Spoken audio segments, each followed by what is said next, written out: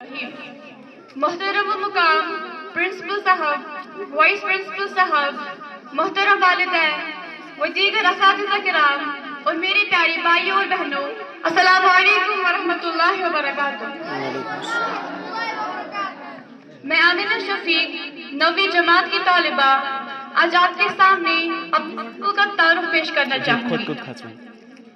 سیر ہمدان کے پہاڑوں میں صبح جب ہلکی سی روشنی پھیلتی ہے تو یوں محسوس ہوتا ہے کہ فضا میں سی دعا جاگ گئی ہے، اور اسی دعا کی خوشبو میں ایک اسکول ہے جسے لوگ ماڈرن پبلک اسکول سیر ہمدان کے نام سے جانتے ہیں، مگر حقیقت میں یہ اسکول صرف اینٹوں کا بنا ہوا ادارہ نہیں بلکہ خوابوں، امیدوں اور نسلوں کے مستقبل کا ایک روشن چراغ ہے۔ 1992 میں کچھ دل والے لوگ اکٹھے ہوئے، نہ بڑے ہال، نہ وسیع گزرگاہیں، مگر دل میں ایک روشنی تھی۔ پہلا دروازہ کھولا گیا، پہلی گھنٹی بجی اور چند ننھے سے قدم اندر داخل ہوئے، اور انہی قدموں میں اس علاقے کا مستقبل چھپا ہوا تھا۔ ایک دن ایک استاد نے بلیک بورڈ پر لکھا، رب زدنی علما، اور یوں لگا کہ یہ آیت اس اسکول کے دل میں اتر گئی ہے۔ وقت گزرا، بچے بڑے، کتابوں کی خوشبو دیواروں میں بسنے لگی، اساتذہ کے قدموں کی چھاپ گویا در و دیوار سے کہہ رہی تھی یہ جگہ پڑھانے کی نہیں بلکہ نقش انسانیت بنانے کی جگہ ہے۔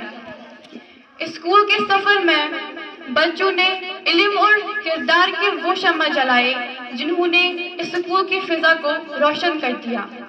ان کی اس کامیابی کے پیچھے ان کی ایک روحانی تڑپ تھی جسے علامہ اقبال یوں بیان کرتے ہیں، ستاروں سے آگے جہاں اور بھی ہے، ابھی عشق کے امتحان اور بھی ہے۔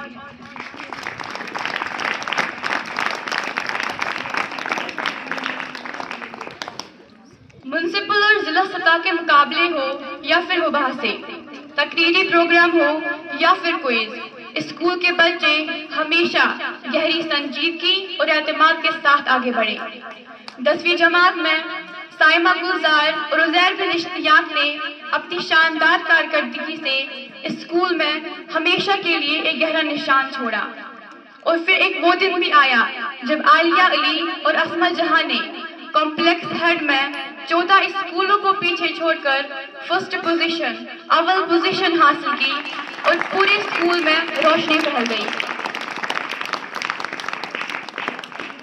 لوگ ایک دوسرے سے کہنے لگے یہ صرف 2 بچوں کی کامیابی نہیں بلکہ یہ ہمارے اپنے گھروں کی خوشی ہے۔ اور اس موقع پر علامہ اقبال کا ایک شعر جسے خود بخود ذہن میں آ جاتا ہے، نکھرنے کا سلیقہ سیکھ لے اے شمع محفل تو، نکھرنے کا سلیقہ سیکھ لے اے شمع محفل تو، کہ جلنے میں تو سب کی زندگیاں بیت جاتی ہے۔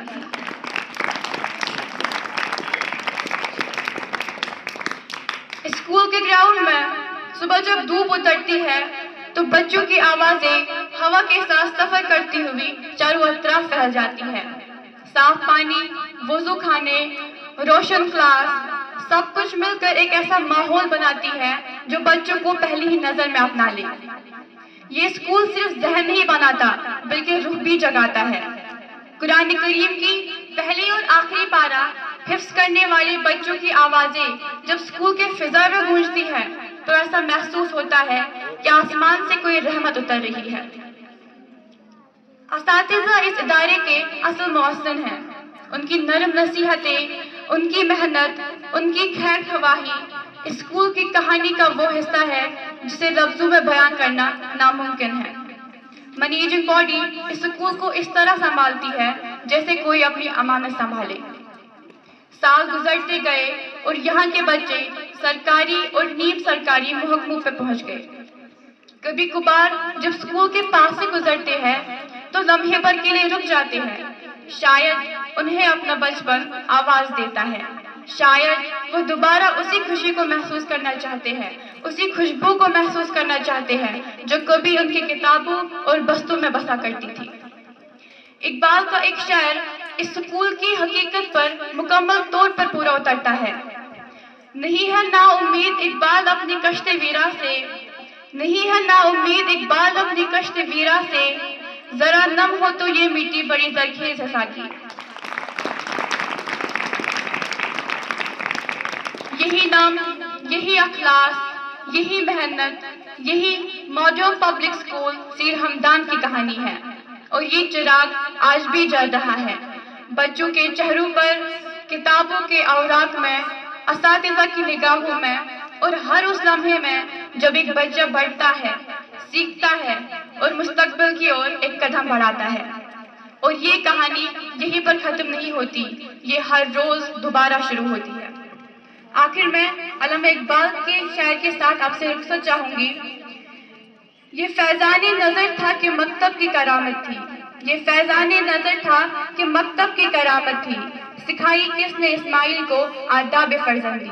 واخر دعوانا الحمدللہ رب العالمین. السلام علیکم ورحمۃ اللہ وبرکاتہ.